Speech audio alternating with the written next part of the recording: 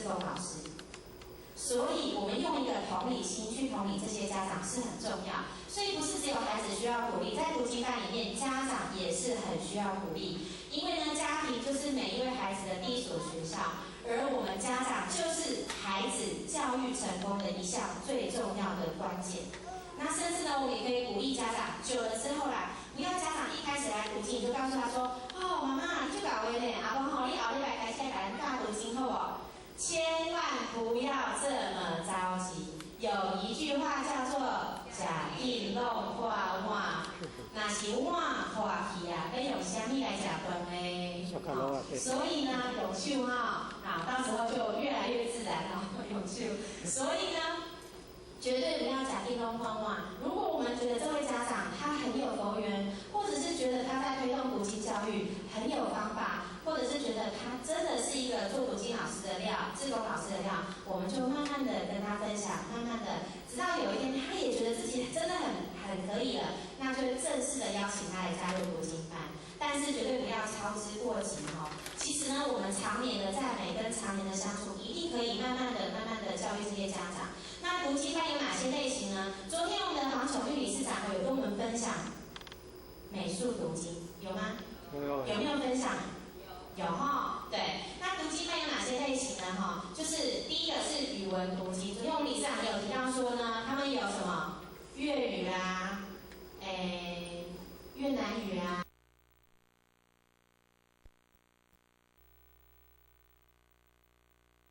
的读经哈。管不足，会疲则，皆有所养，男有份，女有归，或物其情。不必常于己，力不其出于身也。不必为其事故，谋必而不精，盗窃乱贼而不作。物外富而不避，是谓大谋。来，真的好棒哦！来，给自己一个爱的鼓励，爱的鼓励起来。好嘞，大部分的班员都已经就座了。那时间已经到了，我们应该部讲师2分钟的时间。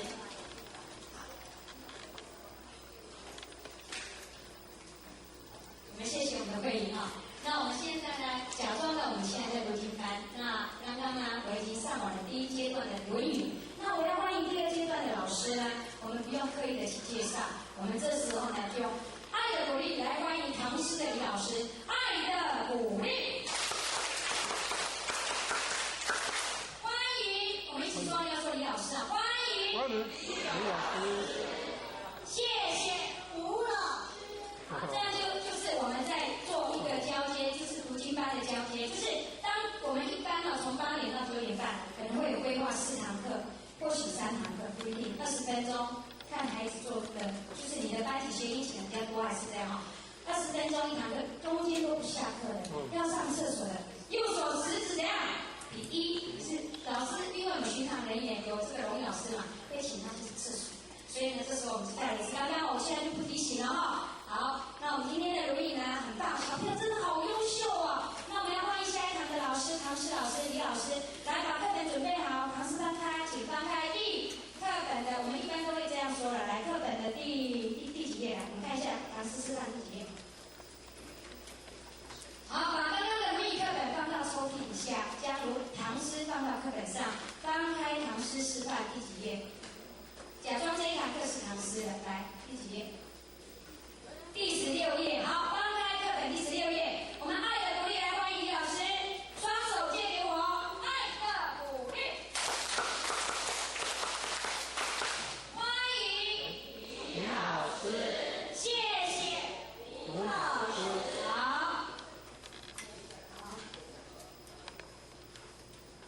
我们敬爱女团师，还有领任，还有讲师们，还有各位好好的把家长的心牢牢的抓。读经呢，还有第3个。好，那等一下我们还是会先闭班执架，再上3楼。那后学希望是一组一组上去，不但要先不用急哈。现在我们先来。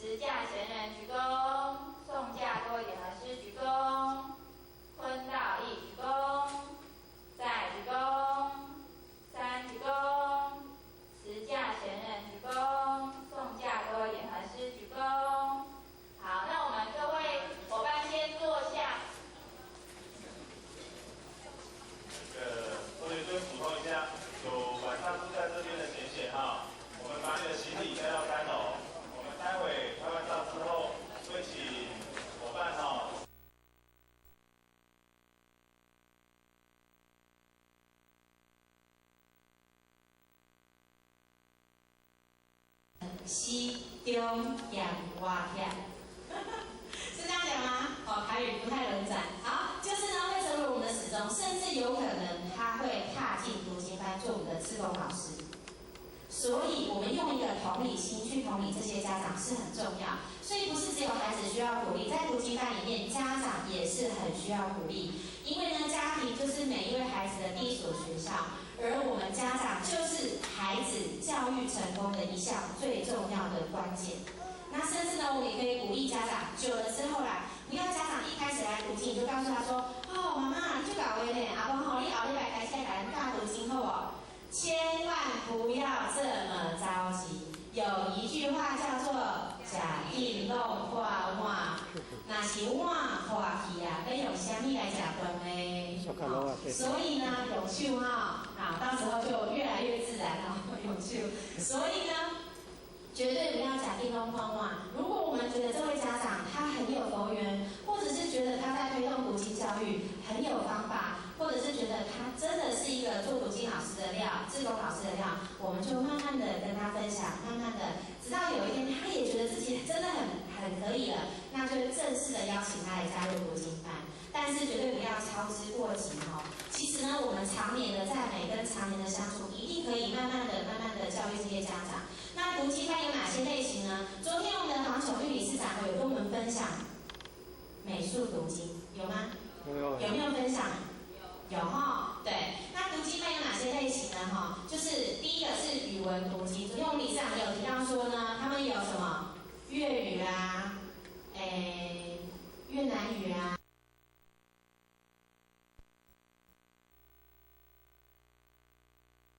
的读经哈，那我们有做自己的读经教材，重点是在于呢，不管是中日英法还是其他任何国家的语言啊，其实都是可以涉猎的。要怎么涉猎？有很多比如说王彩慧教授里面就有很多英文的教材，那我们可以去上网搜寻一下有哪些有日文的教材，或者是各位亲爱的同学哦，圣经其实也是经啊。它也是很好的经典，里面也有很棒的字句，都是可以去读的。之前有个小朋友哦，他小时候啊，他的爸爸是那个日本人，妈妈是中国人，然后他们家请了一个那个就是类似私塾教书的一个老师哦，因为家里环境很好，这个老师哦他是法国人，于是呢，这个小孩从小跟爸爸就讲日文，跟妈妈就讲中文兼台湾话。然后跟这个家庭老师就讲什么文？法文。就这样，他到国小8岁的时候会讲4种语言：台语、国语、英语、法语。这个是什么？这个其实就是跟读经的功效是一样的，日积月累栽培的。我们有个小朋友，他就是刚来读经班的时候只会哭，那时候他才3岁而已，每次来就是哭。然后他在哭的时候，我们有没有理他？其实没有理他，因为他妈妈在旁边安抚他，所以呢，我们就专心上课。然后那时候呢，我们前面呢，就是大概20分钟，我们带的是百孝经，那个小孩呢，他每次来就是哭，都哭1个小时哦，这样子。然后呢，就这样子持续了1个月。他妈妈有一天正觉得很灰心，想说我的孩子去读经班上了1个月，每次去只会哭，其他什么都不会做。然后呢，这个时候呢，他正在想的时候，他妈妈不是他的小孩女儿啊，就从厕所洗手间就大声喊：“妈咪，没有卫生纸了！”然后呢，他的妈妈就拿了1包卫生纸去厕所要给女儿。就当他走进厕所的附近的时候，他听到女儿在厕所的马桶上面就是在念百孝经。天地正下下当先，一个孝字全家安乐。念到第4段哦，他妈妈故意躲在走廊旁边，一直听他女儿念哦。各位亲爱的姐姐，他女儿上读经班有没有在听？他虽然眼睛在哭，嘴巴但是耳朵怎样在听。所以我们有一个自闭症的小孩，他都不讲话，那时候都已经上国小不讲话。然后他妈妈带他来上读经班，上了2年。他有没有开口讲过话？没有。他妈妈每天回家就是用10分钟的时间念给他听读经班的内容，念给他听，把那个进度念给他听，而念10分钟。然后他念的时候，他这个自闭症的儿子啊，怎么可能乖乖坐着，都在旁边跑啊玩啊，根本就不理他。有一天呢，这个邻居啊就来他们家串门子，就说：哦，我迄个孙哦就无乖哦，哦，昨下吼甲朋友去啉烧酒啦，啉一个吼听乌倒摆讲弄车啦，哦，即摆车拢啊迷迷茫茫就煞煞去啦，规个人吼拢气胸最严重诶。哎，这个时候这个自闭症的小朋友在旁边哦，说了几个字：年方少，勿饮酒，饮酒醉，醉为丑。《弟子规》里面的。各位亲爱的同学，他的妈妈怎么样了？哭了。这个孩子哦，自从他重度自闭症以来，很少讲话，几乎都别，就讲不要这样子而已。然后就好，就讲这种很简短的单字，很少说其他的语言的。可是居然在隔壁的阿嬷来串门子的时候讲了这一段话。所以各位亲爱的同学，读经到底有没有效果？有。在于我们怎么去推行哦。那我们除了语文的读经之外呢，我们的读经教材呢可以参考什么呢？可以参考音乐读经哦。好，它这个网站不是很清楚，或许可以用说的，它是维基百科里面的古典音乐作曲家列表，就是我们上维基百科搜寻之后呢，它就会一整串都出来了。出来之后呢，这些音乐作曲家呢，全部都是我们可以参考的音乐读经。音乐读经要怎么进行？各位现在小朋友坐着，甚至可以让他们趴着，就算睡着也没关系，去学习聆听音乐。我们可以选一些就是这些名作曲家的音乐，然后呢让孩子去听，听完之后。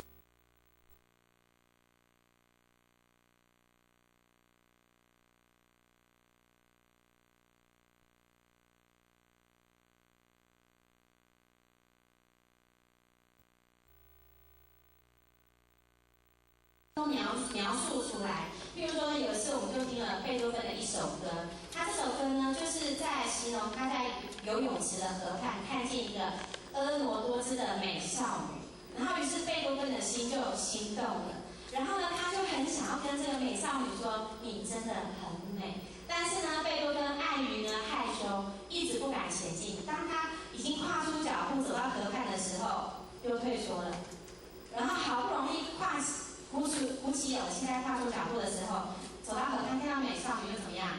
又退缩了。然后呢，他就把这种心情呢谱成了一首曲子。然后，结果我们放给小朋友听的时候，小朋友居然可以说，他有一种感觉，就是觉得脚步跨出来又缩回来，脚步跨出去又缩回来，脚步跨出去又缩回来。那各位亲爱的贤贤，他有没有感觉到音乐家的心情？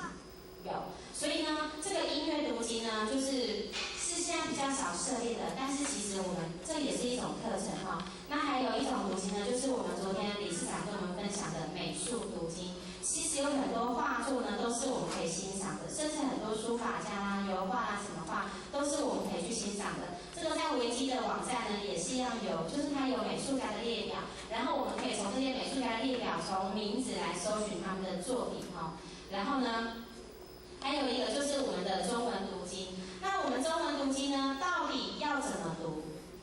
第一个，我们有些读经班呢是家长全程陪读的，就是呢，我们可能打桌子，一个小孩配一个爸爸妈妈，一个小孩配一个爸爸妈妈，这是我们座位的安排的方式。那还有另外一种方法是家长跟孩子分开读，像我们的义和圣堂场地很多，对不对？那其实呢，这些场地呢，我们就可以家长一个场地，然后孩子一个场地。孩子呢就读自己的读经班，那家长要读什么？像我们昨天有提到成人读经的部分，对不对？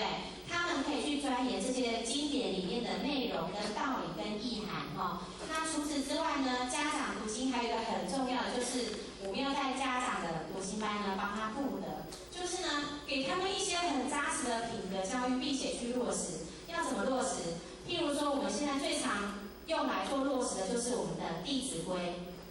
好，譬如说呢，《弟子规》我们譬如说，出必告，反必面，居有常，业无变。好，我们就这3乘4，12个字，12个字可以演一个话剧。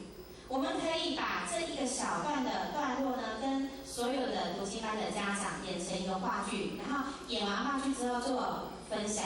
好，譬如说呢，假设我是这个剧本里面的其中一个角色，然后我晚上回到家，你们都是我的爸爸妈妈，哈，刚10岁，现在变35岁，哈，好，都是我的爸爸妈妈。然后我回到家，看一眼我就走了，进房间，好，去玩电脑。好，这是一种剧本，对不对？一个剧本。那第二个剧本，接大家，爸妈回来了，好，进房间。这第二个剧本呢，好，第三个剧本呢，就其实是很简短的、很简单的。第三个剧本，大家，爸爸妈妈，我回来了，吃饱了吗？好，我们房间喽，好，就回家，回房间了。再来第4个剧本，第4个剧本就可以说什么？回到家，爸爸妈妈，我回来了，晚安。然后就先把包包啊、行李、鞋子都妥妥放着。爸爸妈妈，今天你们上班好吗？聊聊天，想想今天自己发生了什么事情。第4个剧本，就像这样子，我们可以自己延伸这些剧本的内容，然后呢，把它编成小剧本，让这些家长分组来演话剧。角色简单，但是可以深入讨论。讨论说，各位亲爱的家人，你觉得刚刚这些剧本，你觉得哪一个剧本你觉得心里最舒服？你觉得哪一个剧本是最能够体现大同世界的理想跟大化家庭的这个理想？那如果说，我们的读经班家长都是没有求过到的，那也没有关系，我们就可以说，你觉得哪一个剧本让你觉得这个家庭是最温暖、最和乐，而且以后这个家庭会最团结的？各位亲爱的同学，如果是我们呢，我们觉得哪一个家庭以后可能会最团结？第4个，对不对？我们给自己掌声，3小棒，预备开始。接下来要说我好棒，1、2、3，我好棒。是的，第4个的家庭以后一定会是最团结、最和乐的。所以呢，这就是我们带家长读经的部分哈，家长跟孩子分开读。那我们读经呢，还有第3个方法就是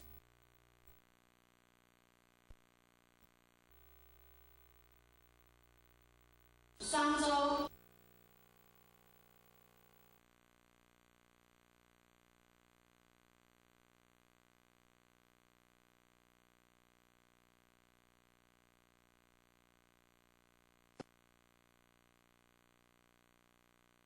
老师呢，还有志工伙伴，就是呢，其实我们在读经班里面啊，如果读经班老师每个礼拜都换，各位亲爱的同学，老师也吃不消。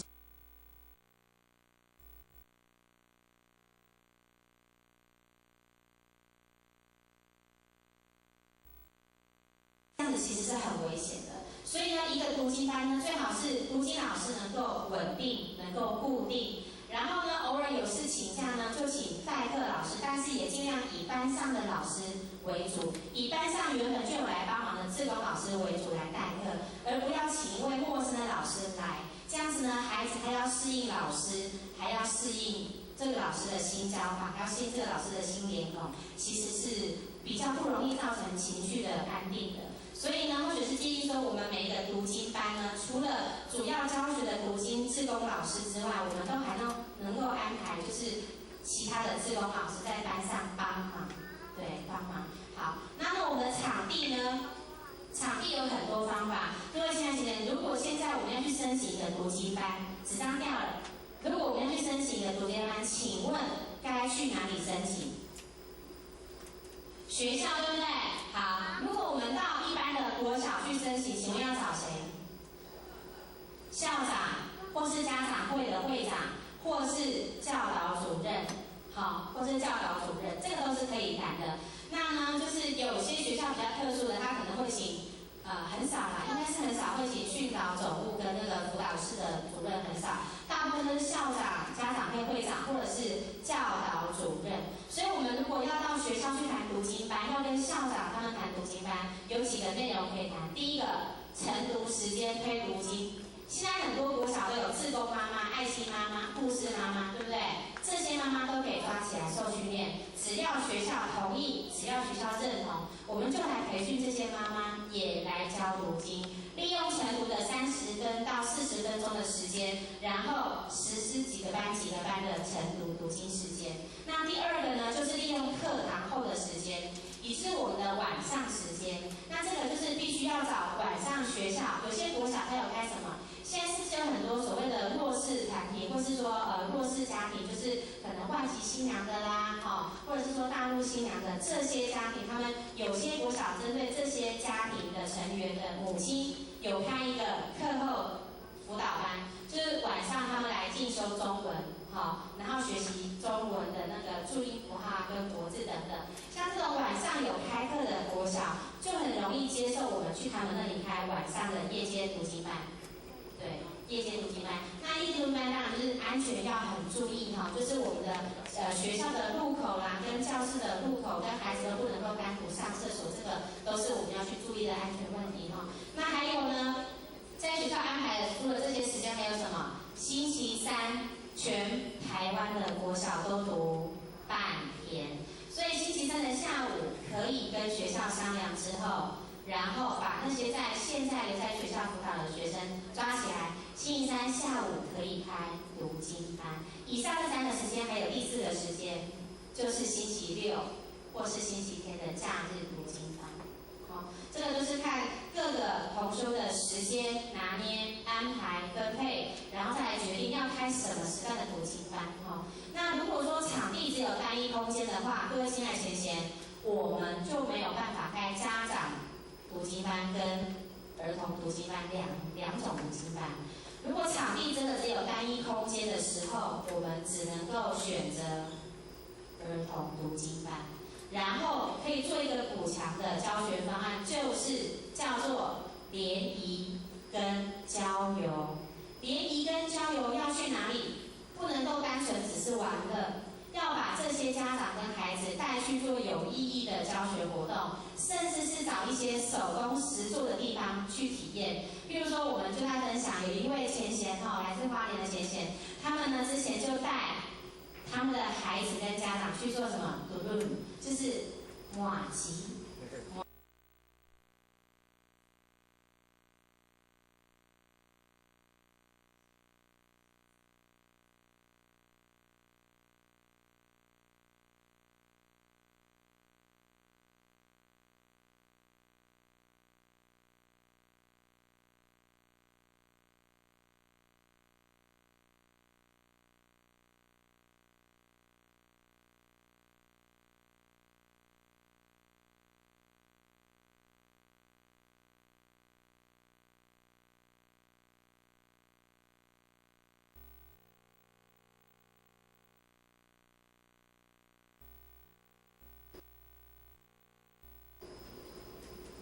娘家他们好，像花莲的警察局他不给开，对，他要配合局长的政策像之前警察局在花莲的开过那个跆拳道柔道班，但是因为学生人数骤减，后来就没有开了。他是必须配合警察局，那可能是在这里有特殊的这个对。然后这个先讲警察局我们之前在一个地方开，就是那个花莲的那个高尔夫球场，它2楼有个会议厅，地毯铺得很厚，桌子很大，冷气很冷，桌上还有麦克风这样子。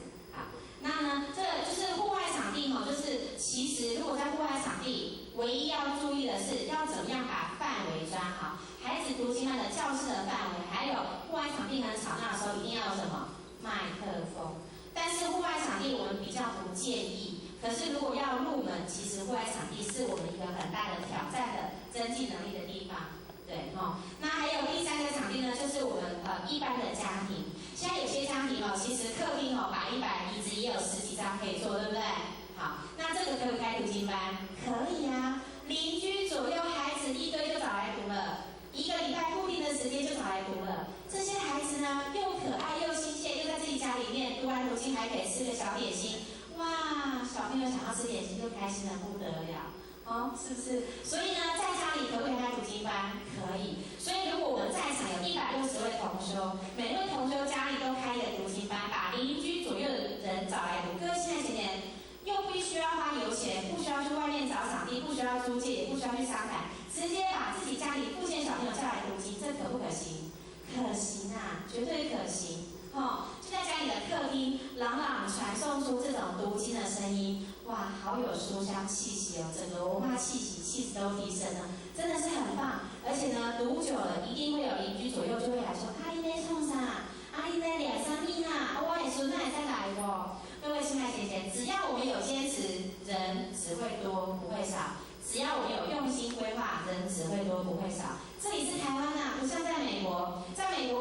班没有这么简单。我们在读经啊，隔壁就叫警察来了，警察就来叮咚叮咚按门铃，然后就问你说，邻居打电话来说你们太吵了，所以在台湾很幸福我们随地可开，随处可开，真的是太多机缘了。而且呢，台南这里是文化的府城，对不对？一定要推行文化的工作是更容易的，对。然后呢，我们还有哪些场地呢？学校的场地刚刚有提到了好，学校场地呢，就是要看学校要给我们什么场地，可能是给会议室，可能是给教室，可能是给视听教室，可能是给科学教室，什么教室？各位亲爱的有关系吗？